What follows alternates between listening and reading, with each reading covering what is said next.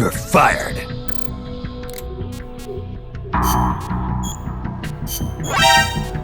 You're fired.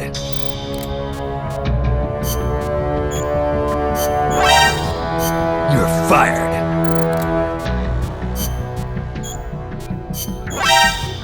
You're fired.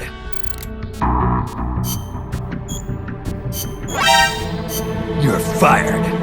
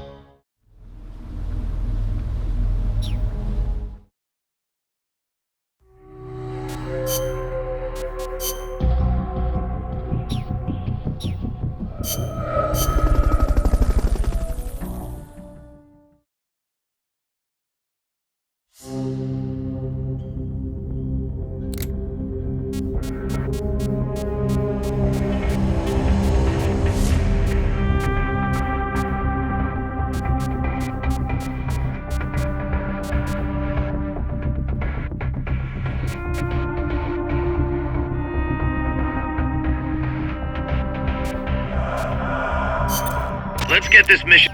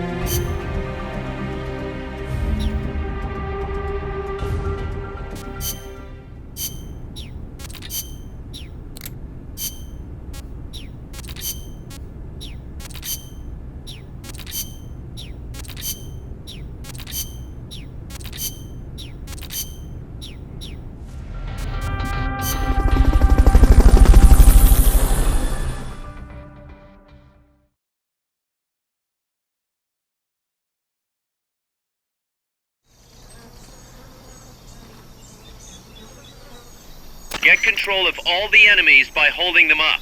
Hold up all enemies. If you're discovered, the mission's over.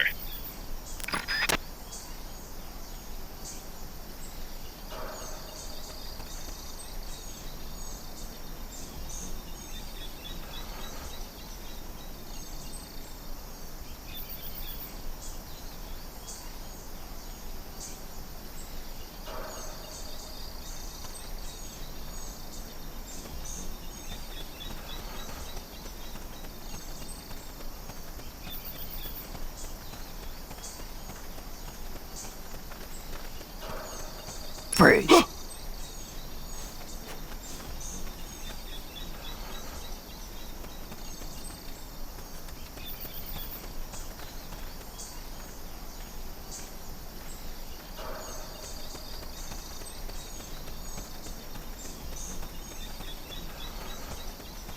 Freeze.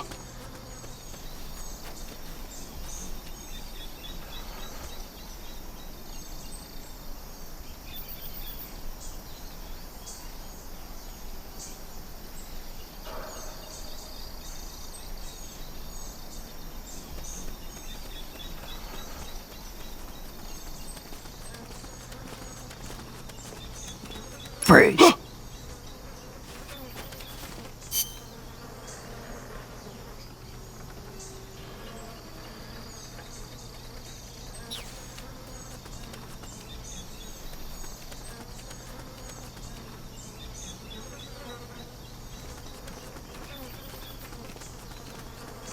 Freeze.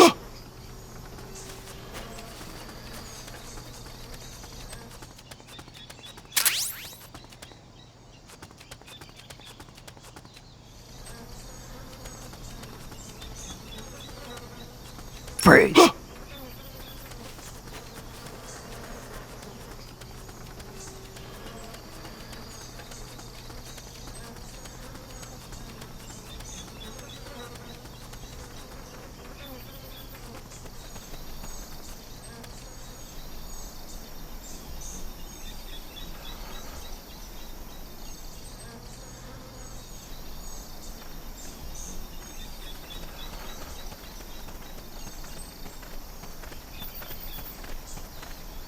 Freeze.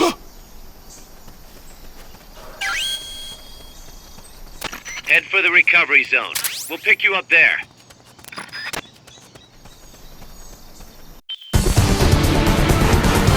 Mission complete. The folks back at Mother Base will be thrilled.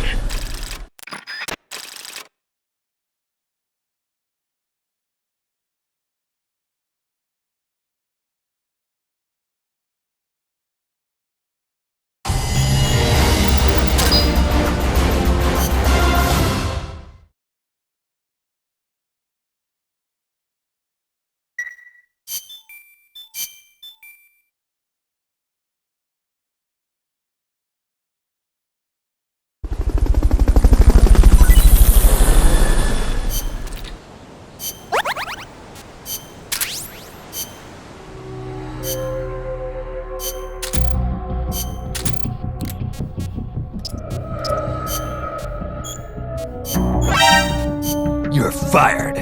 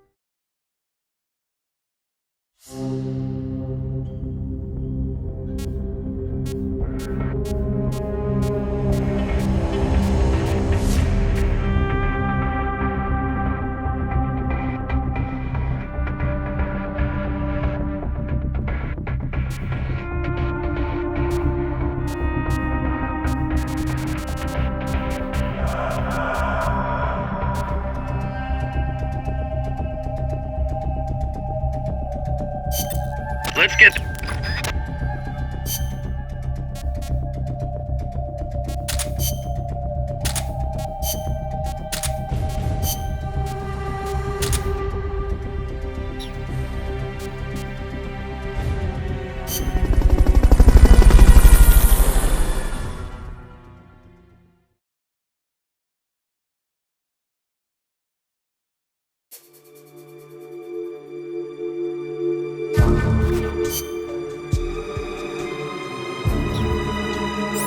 To pick up a claymore, approach it from behind.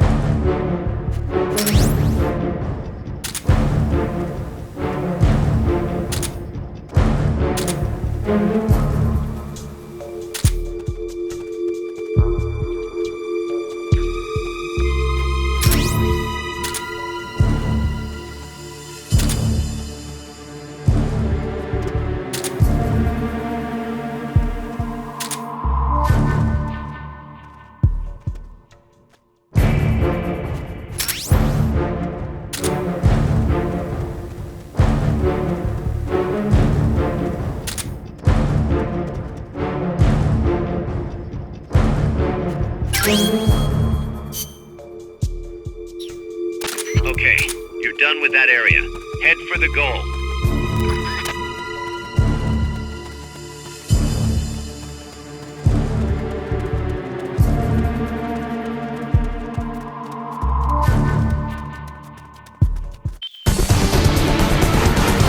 Mission complete. The folks back at Mother Base will be thrilled.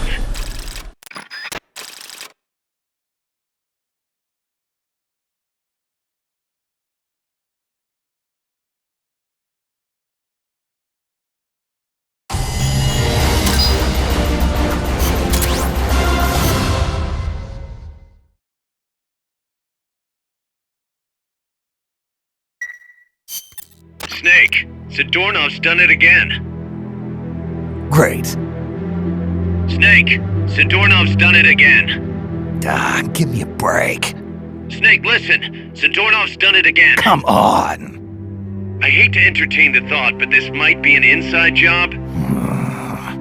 What the hell's he after anyway? No clue. Can't imagine he's just out to annoy us, though. You know, it might not be worth keeping him here if he's not gonna join us. You may be right. I thought it might boost our Russian compatriots' morale, but okay. I'll think it over. Let's hope he's just playing hide and seek. I've added a new mission. Go get Zadornov.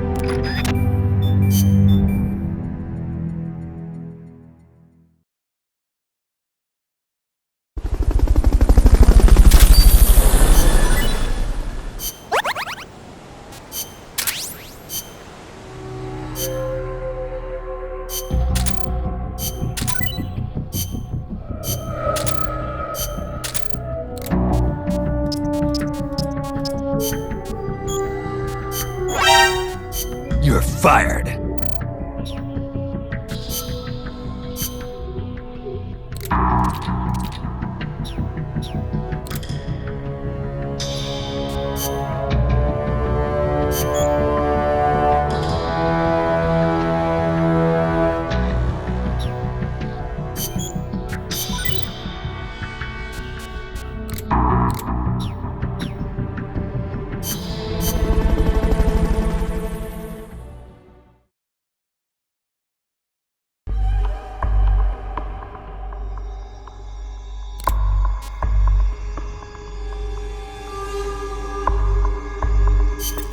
Snake, Zadornov's escaped. You have to find him.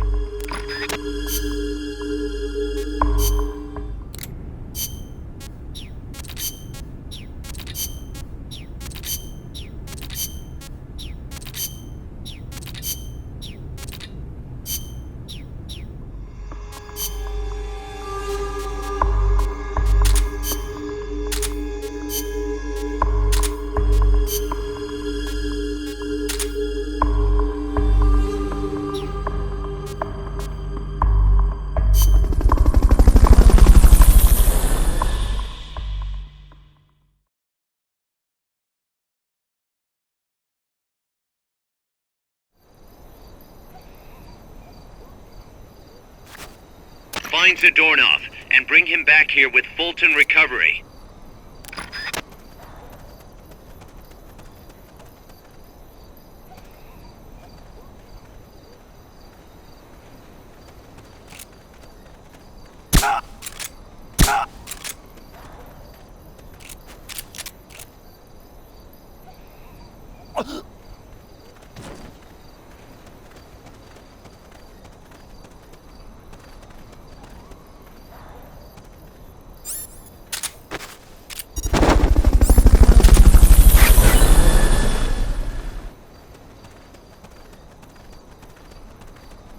Fulton Recovery subject confirmed onboard helicopter.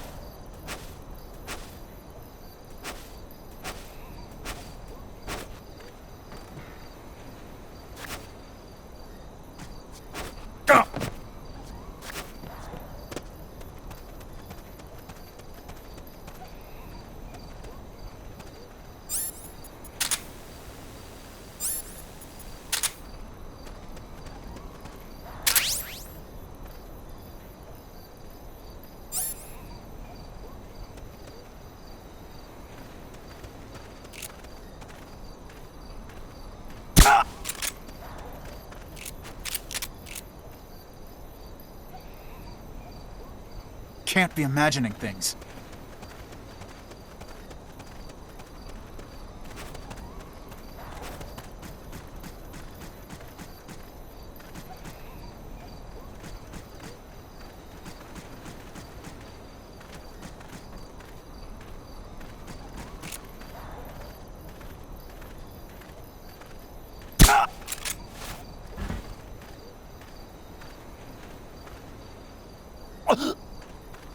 Can't be imagining things.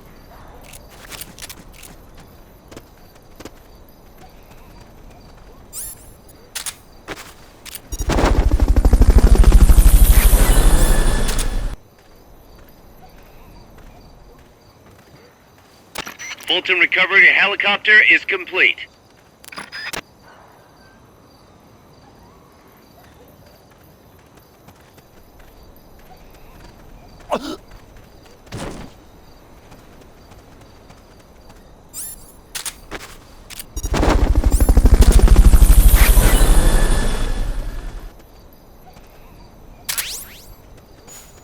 Fulton recovery subject confirmed onboard helicopter.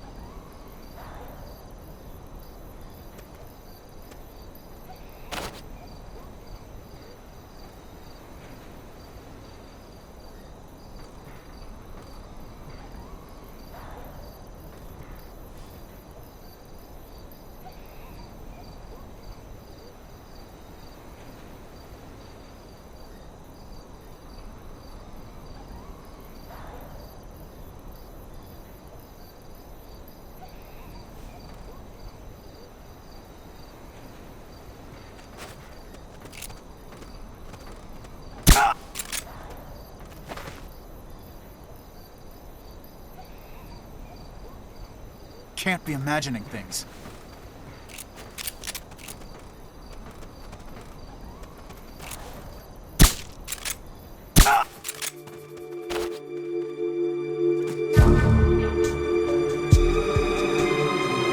We're under attack! Going to alert status! Understood. Maintain heightened alert.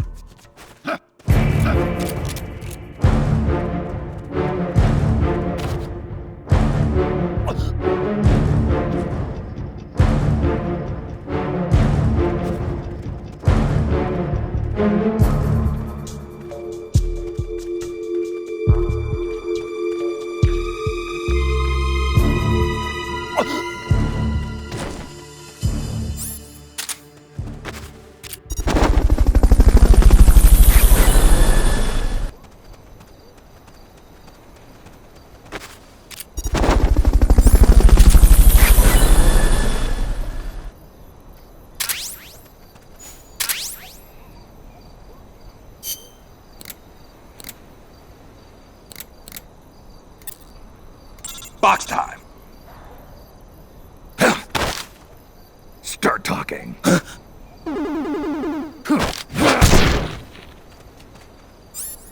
Try using Fulton recovery on him. Okay, you're done with that area. Head for the goal. Mission complete. Great job.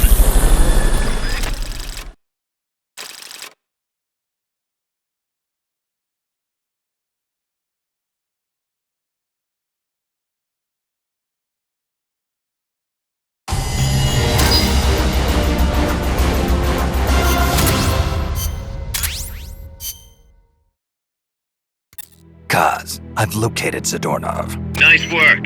I knew you would. How could I be so stupid?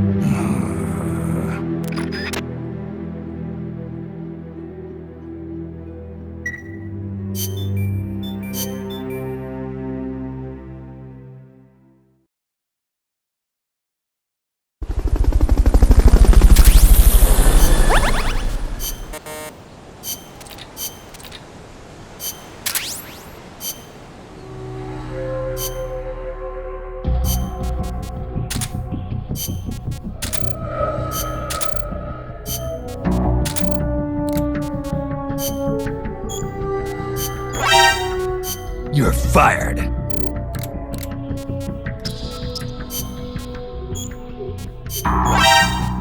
You're fired.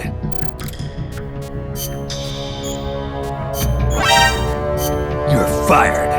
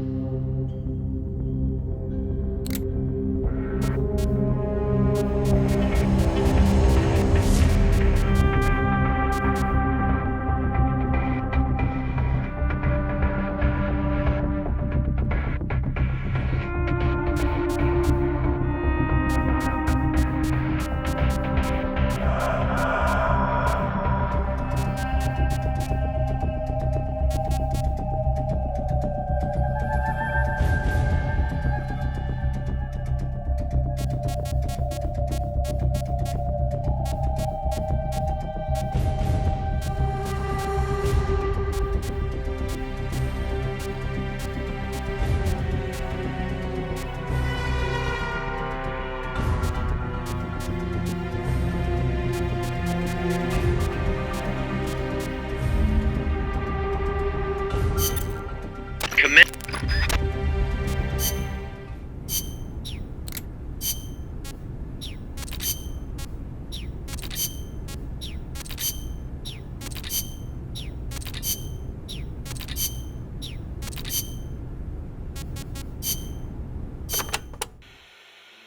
Hello, Snake.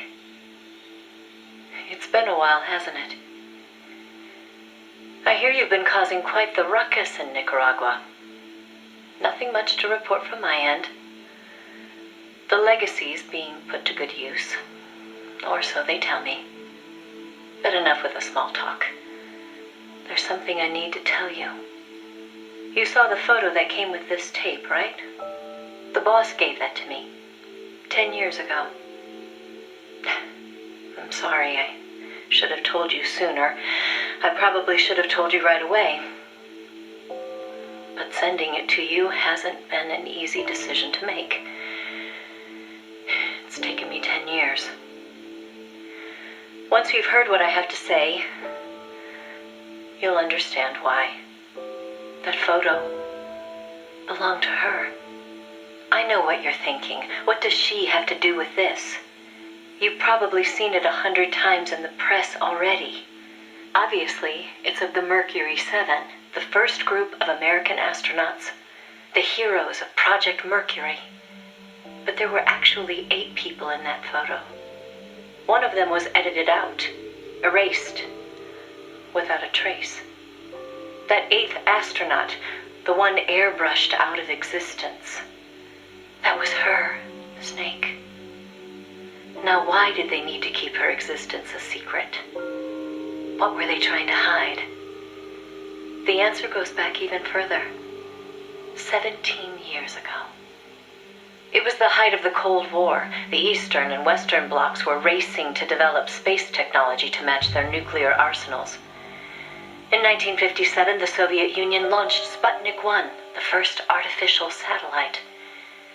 The Americans were stunned. They'd been led to believe their country led the world in science and technology.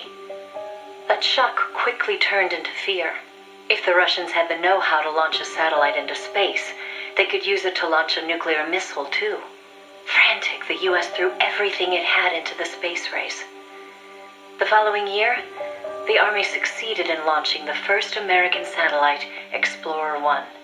The National Aeronautics and Space Administration was established that fall, and Project Mercury with it. The goal was to send a man into space, and 7 men were chosen as pilot candidates. The media dubbed them the Mercury 7.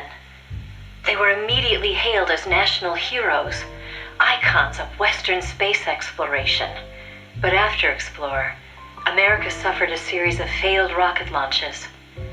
Desperate, the government made a fateful decision.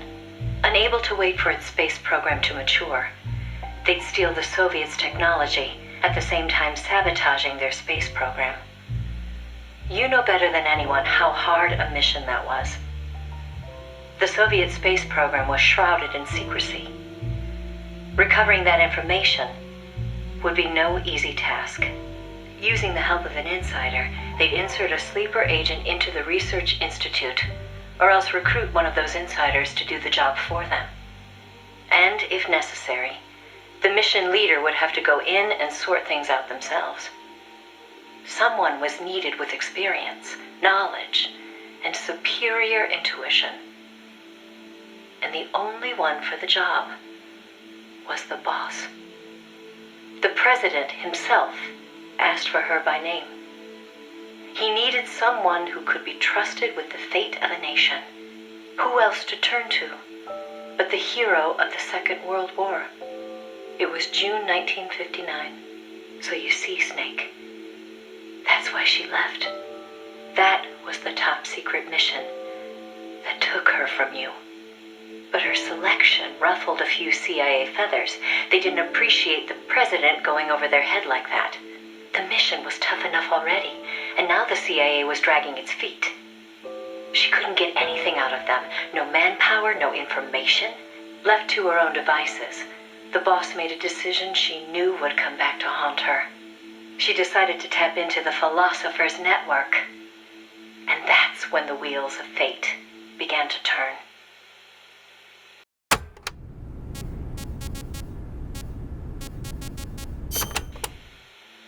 The Philosophers were a secret society of power brokers formed in a pact between the US, Russia, and China in the early 20th century.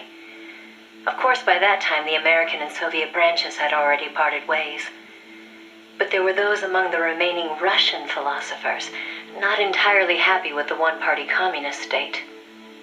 The boss reached out to them. She arranged clandestine meetings in Berlin, hoping to find a way into OKB-1, the Soviets' premier design bureau. She worked tirelessly to win their sympathy, in some instances using huge sums of cash, in others by helping them over the Berlin Wall. It was a dangerous game to be playing. The Philosophers had everything on her, and not just information either. She'd given birth to a child on the battlefield, only to have them immediately snatch it away. I know she told you that story. If that child was in the hands of the Soviet philosophers, she'd be putting more than just herself in danger. But she did what she had to do. At the time, the Soviet Union was believed to have an arsenal of missiles far greater than that of the United States. If that proved to be the case, Moscow would be free from the yoke of nuclear deterrence, raising the possibility that the Soviets might actually launch nukes if they felt it necessary. As you know, the so-called missile gap turned out to be a Soviet bluff. Moscow had gone to incredible lengths to perpetuate the lie. In fact, the whole space race was really just a part of an elaborate ruse. Only we didn't know that at the time. She used to joke that even she swallowed the whole missile gap story, hook, line, and sinker. She put her life on the line, for the sake of her country, to prevent nuclear war. And it was because of her sacrificial efforts that America succeeded in placing a sleeper agent inside OKB-1. NASA began to receive huge volumes of technical data from the Soviet program. By the end of 1959, they'd succeeded in sending a chimpanzee named Sam on a ballistic rocket flight. The rocket never left the atmosphere.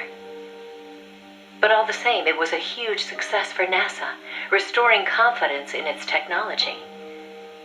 Then, just when the operation was starting to produce results, the CIA came calling. "You're a war hero," they said. "No need for you to dirty your hands with this sort of black ops. We'll take it from here." In effect, they wanted to reap the rewards for themselves. But the boss didn't object. "My part is over," she said. "I don't care what you do with the data now."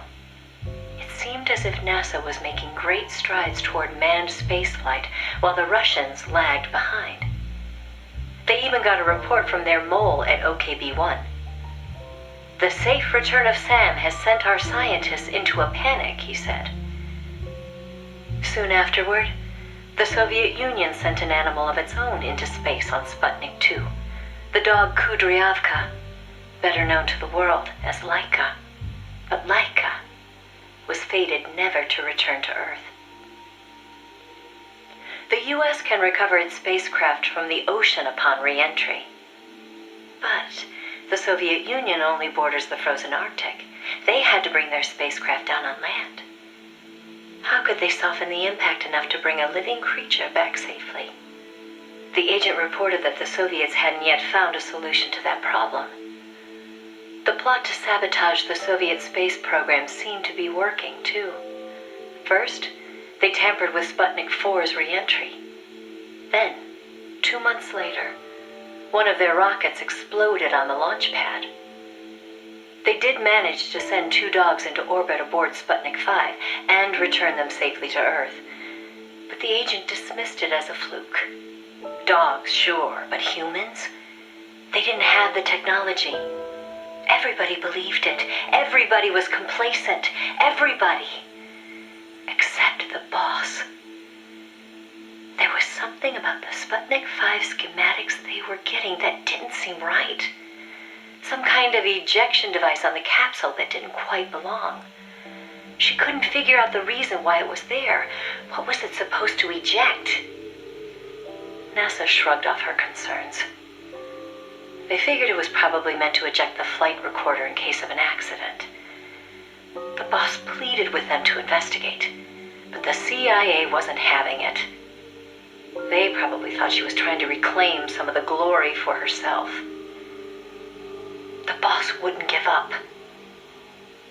She decided to head to the Soviet Union herself, alone, without any backing from the CIA. By the beginning of the next year, 1961, she'd succeeded in infiltrating OKB-1. That's when she saw the truth, for the first time.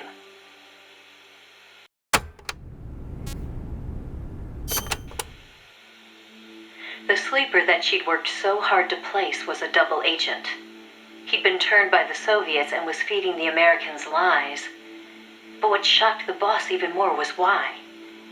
The CIA's access agent had been taking a large cut of the sleeper's pay. The sleeper felt what little he was left with wasn't worth the risk. When he got a better offer from Moscow, he took it.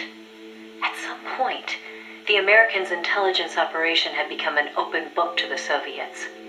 And contrary to what the sleeper had been reporting, the Soviets' manned spaceflight technology was quite advanced.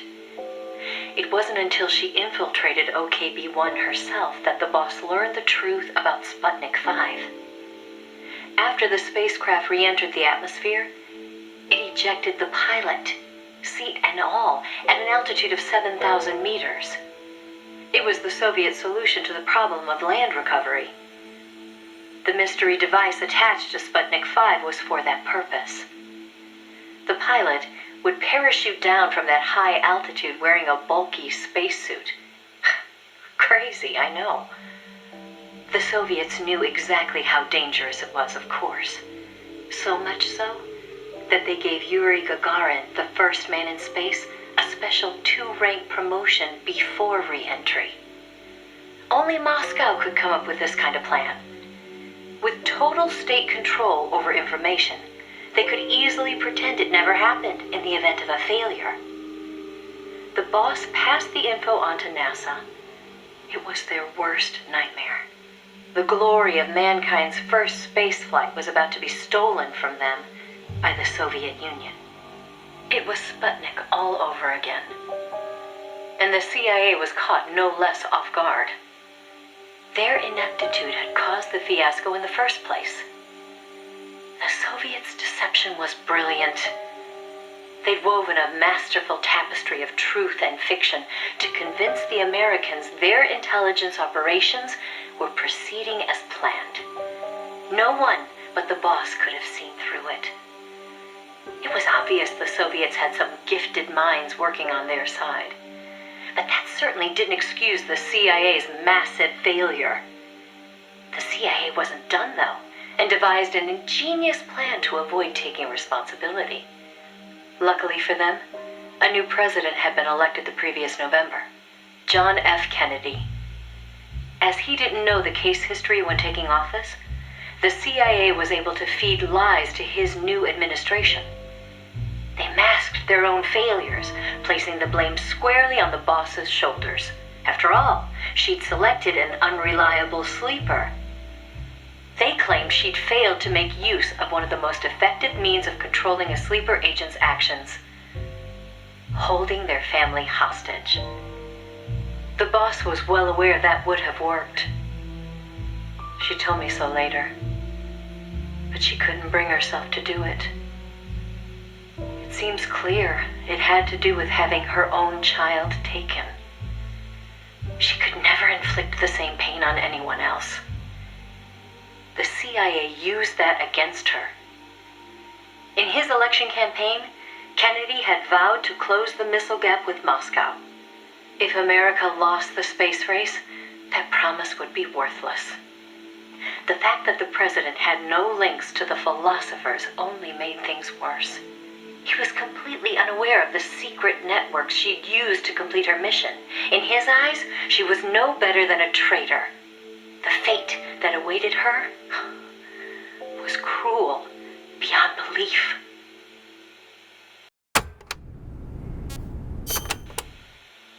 The order came down from above. The boss would take the official blame for the sleeper's betrayal. More so, she'd serve as the guinea pig for NASA's manned spaceflight program.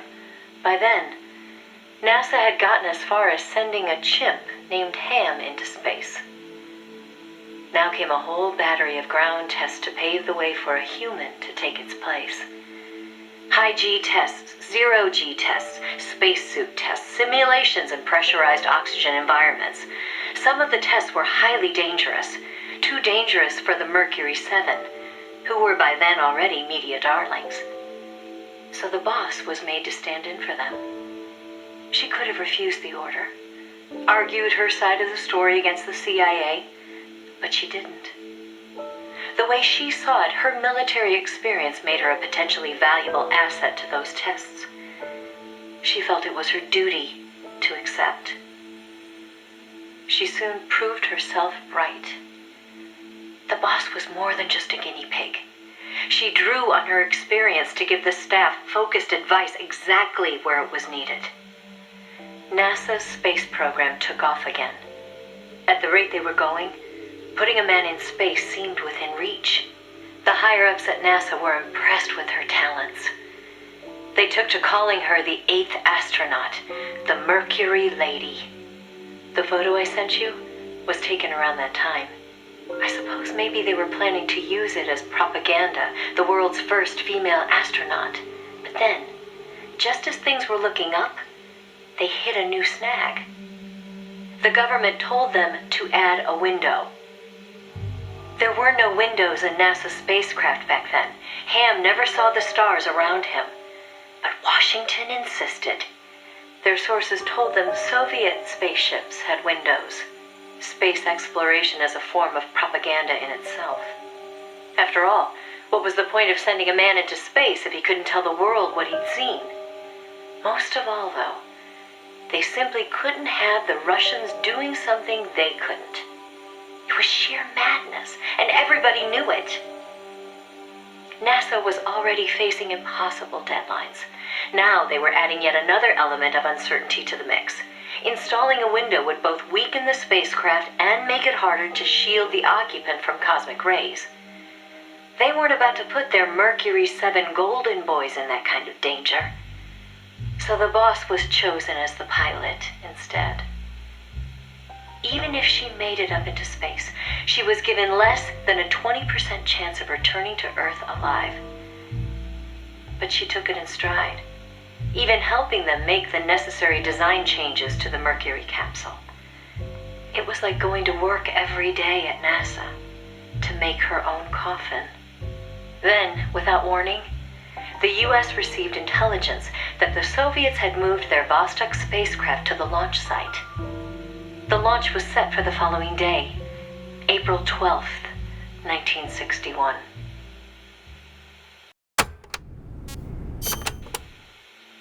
America couldn't let the Soviets beat them with Vostok. NASA was forced to cut short the testing process and move the launch date up. They pulled out all the stops to get it scheduled for the earliest hours of the next day. The spacecraft would be launched from Cape Canaveral in the dead of night. For the flight path, they chose a course that would take her as far east as possible. She'd be able to see the Earth in daylight from the window, at least for a little while. The boss climbed into the Mercury capsule, having completed less than 80% of the regular flight procedures. Both the timing and the flight path were risky, and testing was far from complete. But NASA had no other choice. The boss, for her part, never expected to come home alive. She was going on a one-way trip, the American version of Laika the dog. And yet she went all the same. "Someone has to be first," she said. "If fate has chosen me, then I accept, for my country, for the balance of the world." That's how she saw things. "My chances may be slim, but I'll take them. I've accepted my fate. If anyone can get through this, I can." Then, on April 12th at 1:30 in the morning, the boss entered space. It was nothing short of a miracle. First, that she'd made it in an incomplete spacecraft. And second, that her flight coincided almost exactly with Gagarin's. As the sun rose over the horizon, and cosmic rays began to bombard her through the window, she saw the Earth. I think you've heard the story before. It was a world without borders, a perfect jewel. All nations, all ideologies. They seemed so far away. It almost made her laugh, knowing that they'd risked so much to beat the Soviets by a few short minutes. If she'd seen Vostok from her window, she probably would have waved. But the two spacecraft were destined for very different fates. Gagarin circled the Earth and returned to the Soviet Union, safe and sound. The Mercury capsule, on the other hand, deviated from its planned re-entry angle. The addition of a window had thrown the capsule's aerodynamics off balance. The boss's coffin veered wildly off course and began to plunge earthward.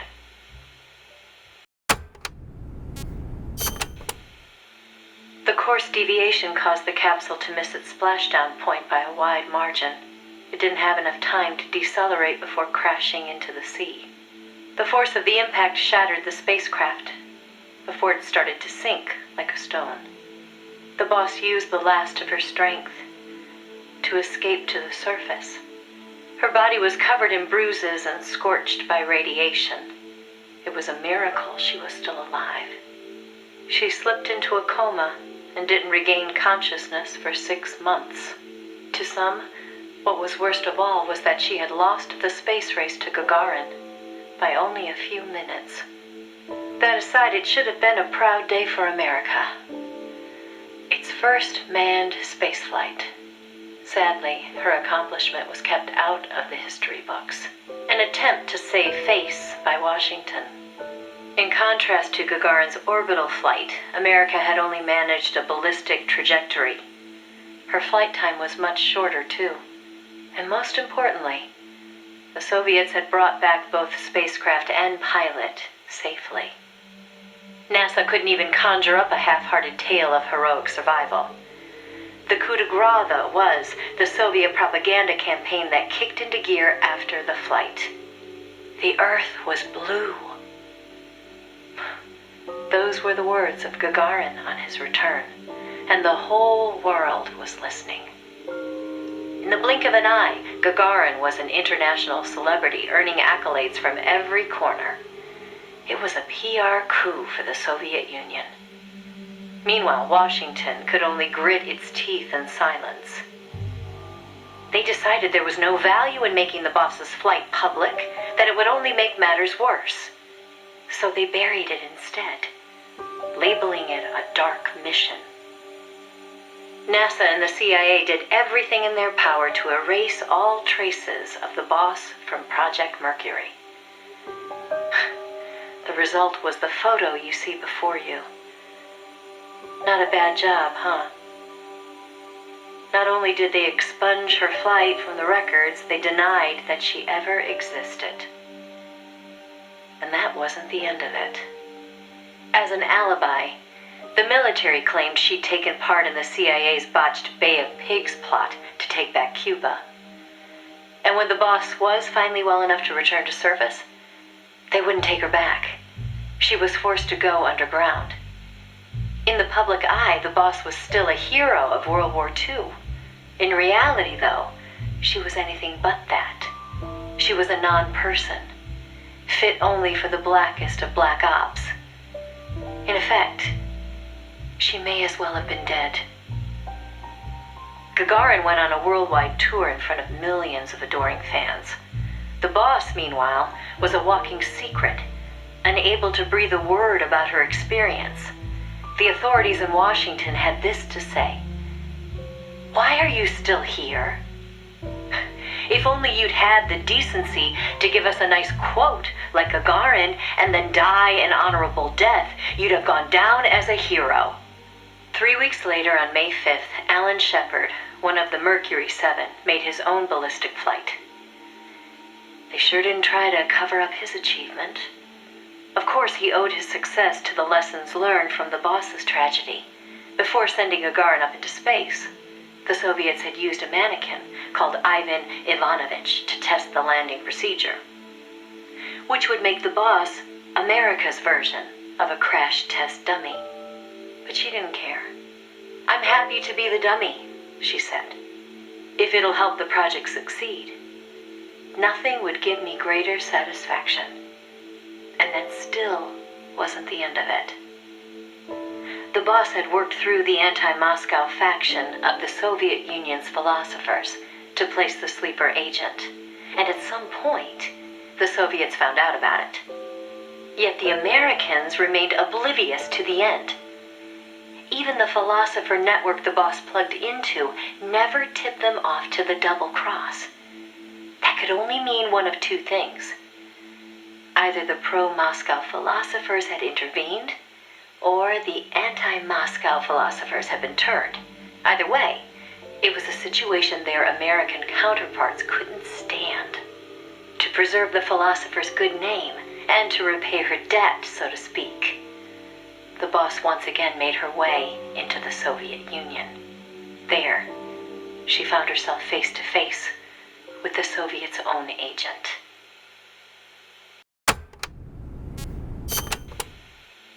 And who should she find awaiting her return to Russia? The one who'd turned her sleeper against her, who'd fed them lies all this time. It was her former comrade in arms, the father of her child, the man known as the Sorrow. He didn't know it was the boss who'd sent the sleeper. Or to be more precise, the Soviet philosophers never told him. Former lovers, forced to fight to the death. One would live and one would die, she told me. That was the revenge the Soviet philosophers had in store for me. If both of them survived, their child would suffer in their place. They were left with no other option. The boss shot him. He offered no resistance. When she returned from the Soviet Union, there was no place left for her to go. She'd sacrificed everything. Everything. For her country. And in return, they treated her like a dead woman. She was made a scapegoat for no good reason. Only because power had changed hands in Washington. Any lesser being would have long since cracked. It was then that one of her old SAS comrades reached out to her, Major Zero, and so Fox was born. She undertook a mission that, well, You should know better than anybody. You are a part of it. 20 days after Shepard's flight, President Kennedy announced that America would put a man on the moon. Without the intelligence the boss obtained, America's space program would never have caught up. Armstrong and Aldrin might never have walked on the moon, but the Americans' gain had cost the boss her health, her honor, and the man she loved. The word tragedy doesn't even begin to describe what she endured. The Soviets continued their manned space flights, and in 1963, Valentina Tereshkova became the so-called first woman in space. It's said they took their cue from NASA's long-buried Mercury Lady project. And so that, Snake, is the mission that kept her away from you for so long. Now, I know what you're thinking. Why not use me as her agent? She knew I'd never even think of betraying her. I think it's because she didn't want to drag you into it. She probably knew what was going to happen. To complete the mission, she'd have to turn to the philosophers, and once she did that, whatever came of it, there'd be a price to pay. No one understood that better than her. So please, Snake, let it go. When she gave me the photo, she left me to decide whether or not to pass it along to you. I know she was torn about it, just as I was. She knew you'd probably blame yourself. Why did she hold on to it for so long?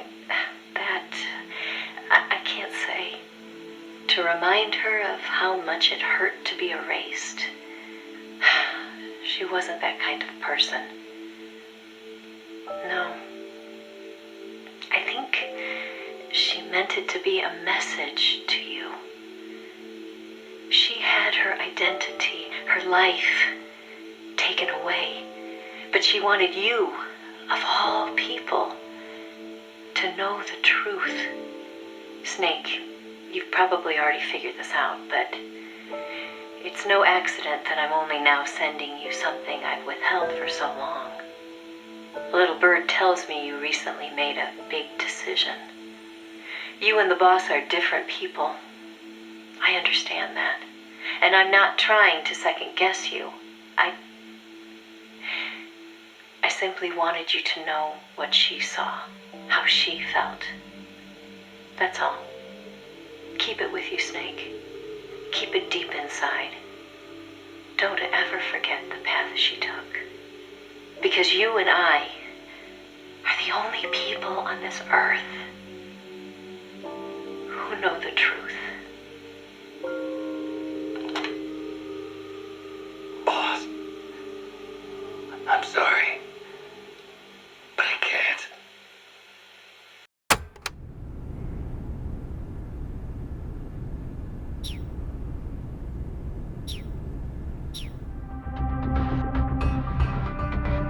Side, but we've got no way of knowing who. Persistent bastard, I'll give him that. Where is he this time? That's the thing. He must have found and gotten rid of the transmitter. We've got no idea where he is. Snake, think you can find him? We can't just let him run around. Makes us look bad. I'll say. Since we can't locate him, I'm afraid I can't add a new mission. You know what to do, Snake.